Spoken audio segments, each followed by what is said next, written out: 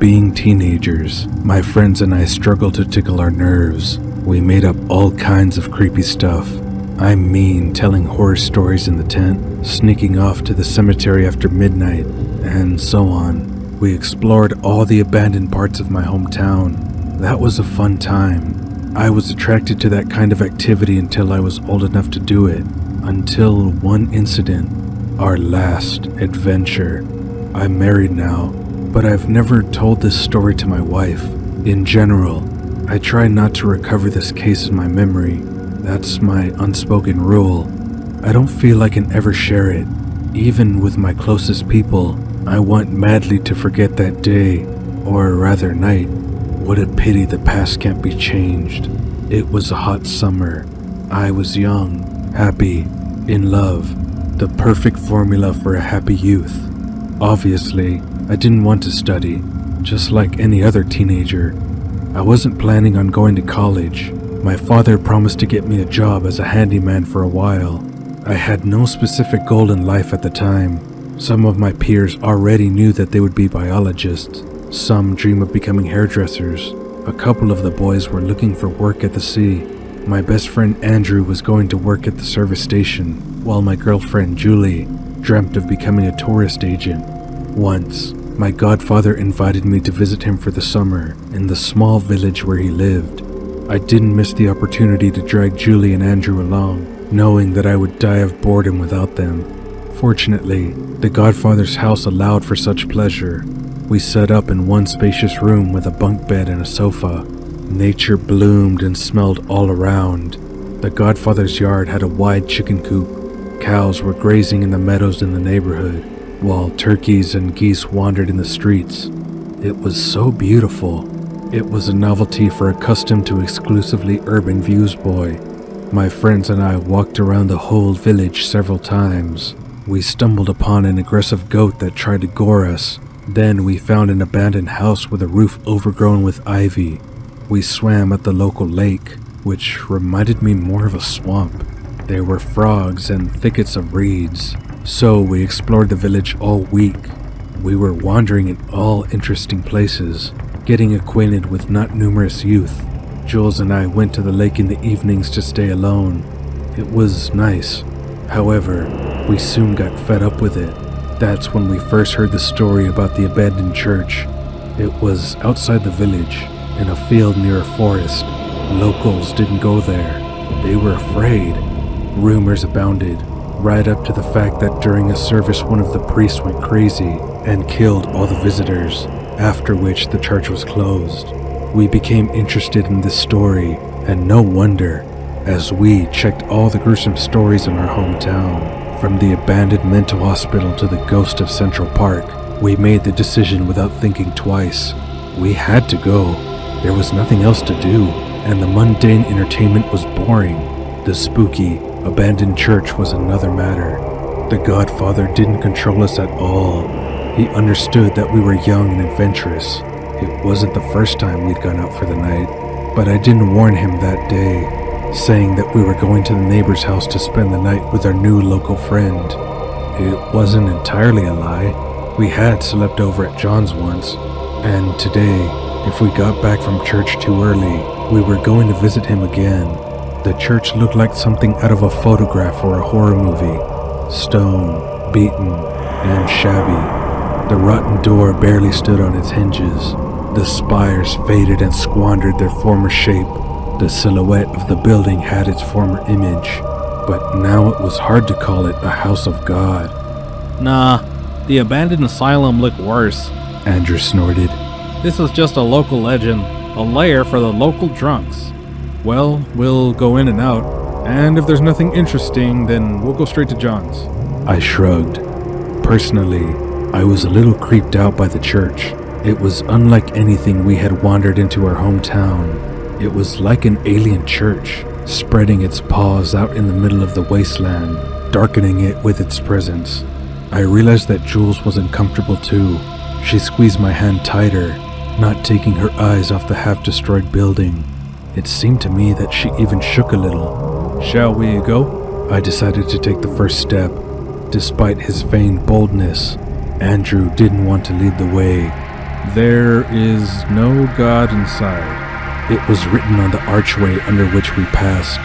Julie squeezed my hand even harder. We were told that the church was ancient, but we couldn't find any information about it online and relied only on word of mouth from the locals. The floor was creaky, badly rotten in places. The church wasn't very spacious. Jules and I went to the altar. Andrew explored the main temple space.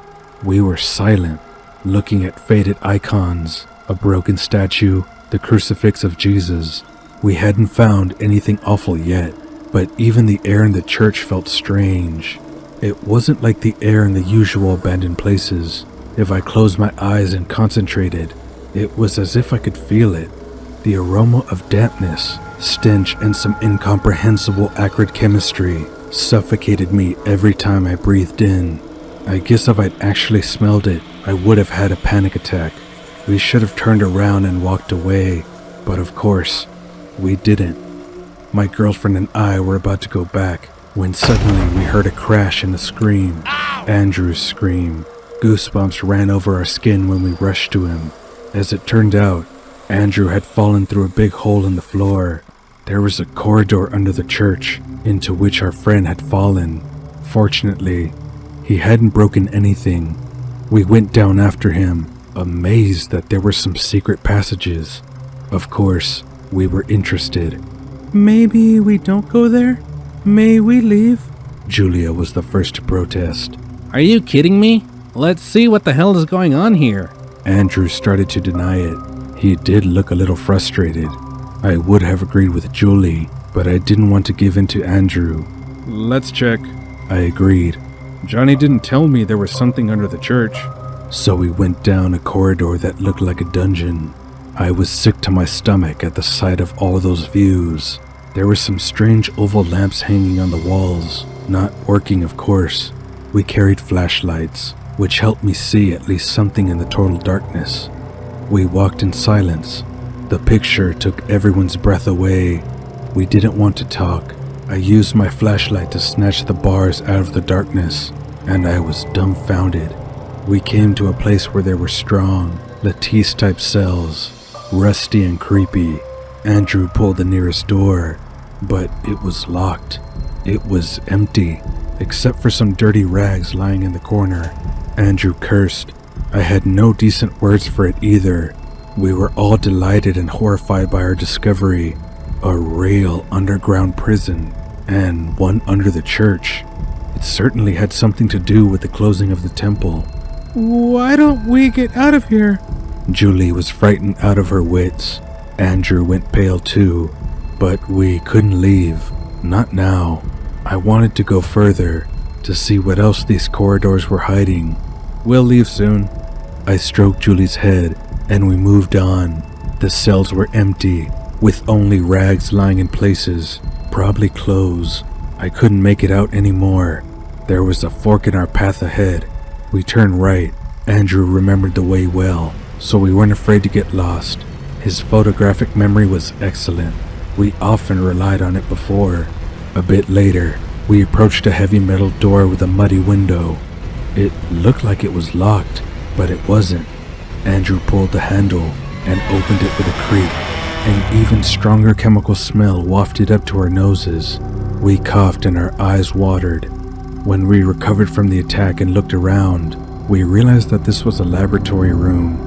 A large iron table, instruments, strange old equipment, and a cabinet filled with flasks of some kind of liquid.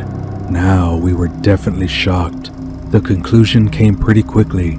There's an abandoned laboratory under the church, and the cages were probably chambers where they used to keep test subjects. Animals? Or maybe even people. I swallowed. Julie was breathing very hard, panting. I was frightened and grabbed her under my arm to keep her from falling. Julie? Jules, what's wrong with you? It was like she didn't hear me. She went white as a sheet. Andrew froze in a mute stupor in front of me. Suddenly, my girlfriend shrieked wildly, squealed, broke free of my grip, and rushed to the exit. Unfortunately, she took a wrong turn. Julie! Julie! I shouted and rushed after her. We were running through an even more confusing labyrinth of passages. The flashlight flickered and went out. When it flickered again, Julie was gone. I was standing in the middle of the corridor all alone. Andrew was somewhere behind. There was a metal cage next to me, and it reeked of something rotten. I was confused. Jules! Andrew! I shouted, but there was no answer, only silence. I didn't even know how long these corridors could be, how many levels they have. I became really scared. My heart was beating like mad. A chill froze my skin. I couldn't remember the way back, and my friends didn't respond. I shined a light into the cage next to me, looking at what was smelling out of it. A human skull in the corner of the cage horrified me even harder. I covered my mouth with my hand so I wouldn't scream. It became difficult to breathe. I retreated a few steps, continuing to stare at the skull. I felt nauseous and shaky. It was uncomfortable, and I could barely stand on my feet. Andrew! Julie! I shouted even louder. No one responded. Again, there was only oppressive silence and a nauseating chemical smell. I tried to pull myself together. If I ran down the corridor, as Julie had done, nobody would ever find me. I walked in the opposite direction, hoping to get out of the maze. Shadows haunted me. Empty cells flashed all around. A door slid out of the light. It was similar to the last one, but of a different shade. This one was brown, with a thick layer of rust. I pulled the handle, but it was locked. I was about to move on when I heard strange noises. They came from behind that brown door. First, a slight rumbling noise, and then a scraping sound, like nails on metal. Who's there? Julie? Andrew? I tried to look through the small window, but it was too cloudy. No one responded. And then there was another rumble, much louder, shriller. I even jumped away. Goosebumps ran down my skin. Who's at the door? There was another rustling, scraping sound, and then it was gone. Silence had returned to the corridors. Hello? Hello? I shouted, but no one responded. The room behind the door seemed to be empty, and whatever was in it had already gone. I pulled the handle a couple more times, but the door wouldn't budge. I couldn't kick it open, and it was for the better. Sixth sense suggested that it was certainly not Julie or Andrew. I continued walking forward. Similar corridors replaced each other. I couldn't tell which part of the underground labyrinth I was in. There was nothing that I would call a familiar landmark for sure. There wasn't even the door behind which we had discovered the laboratory, and where we had separated. I was tired of walking, so I sat under the wall, catching my breath. I felt nauseous, dizzy, and my arrhythmia had reached its climax. My palms were shaking and sweating. I wanted to scream, to call for help, but no one would hear me. Suddenly, there was another rumbling sound. My heart skipped a beat, and I glanced around. Julie? Andrew? I asked timidly in the surrounding darkness, shining the flashlight. It blinked. What a bad timing. The charge was running low, so the light faded, and then I saw something. The silhouette in the distance of the corridor was somewhat human-like, but also strikingly different. Thin arms and legs seemed to be too long. A naked, bald body and eerie black eyes looked unnatural. Was it an animal or human? No, more of a cross between a mutant. I froze, huddled against the wall, staring at the creature. The faint beam of the lantern still allowed to do it. I felt every nerve tense. while the beast was standing in front of me, unmoving, as if it were examining me. Before I could comprehend anything, the mutant snapped out of its place and ran at me on all fours like an animal. Then I rushed away in a panic. The creature roared and made unintelligible sounds, running, clawing at the floor. The disgusting smell tripled in intensity. I realized it was coming from the creature. I ran as fast as possible, grabbing the cold walls with my hands, almost breaking my legs on the downs and bumps of the uneven road. Running as fast as I could, without looking back, I heard the creature roar behind me. It crashed into the arches and slid its paws around the curves. I couldn't shout. Fear clamped down on my vocal cords. I felt as if I could hear my heartbeat louder than the screeching of the vile creature. The surge of adrenaline made me run. For a moment, it seemed that the beast was very close, breathing in my back and trying to hit me from behind its barbed paw. I heard its claws hit the cage and snag on the bars. A loud, eerie growl erupted from its mouth, hitting my ears. Please, please, please, I want to get away. I want to live. That's the only thing I dream about. I lost track of time when I reached the place that was filled with dim light from above. The sounds behind me subsided. The creature had fallen behind. I'd lost my flashlight somewhere along the way while I was running away. What? Where did the light come from? Those were my first thoughts, and then I realized that I was in the same place, under the hole in the church, at the very pit where Andrew had fallen. And then I may have been a little cowardly, but there were no more thoughts in my head, only instincts. And the first of those instincts, the instinct for self-preservation, told me to get out. I climbed out of the pit, staggering. I waddled to the exit of the church. I walked 10 paces away and fell on the grass. Then I started crying. I felt so good and so bad at the same time. Julie and Andrew left behind. I understood that, but I couldn't bring myself to go back. And in despair, I went to the village to call for help. Julie and Andrew's bodies were never found. Neither was the creature that chased me through the underground labyrinths. The creature that still haunts me in my nightmares. They were gone. Sometime after what had happened, one more detail came to my attention. When I shone the flashlight on the creature as it stood motionless in front of me, its body, especially its mouth, was smeared with something. Only now do I realize that it was a blood stain.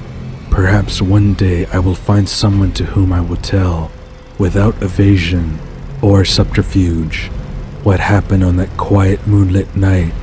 One day, I will tell what nightmares haunt me at night, and what creepy creature I draw over and over in my notebook. One day, someone may know how I lost my best friend and my girlfriend forever.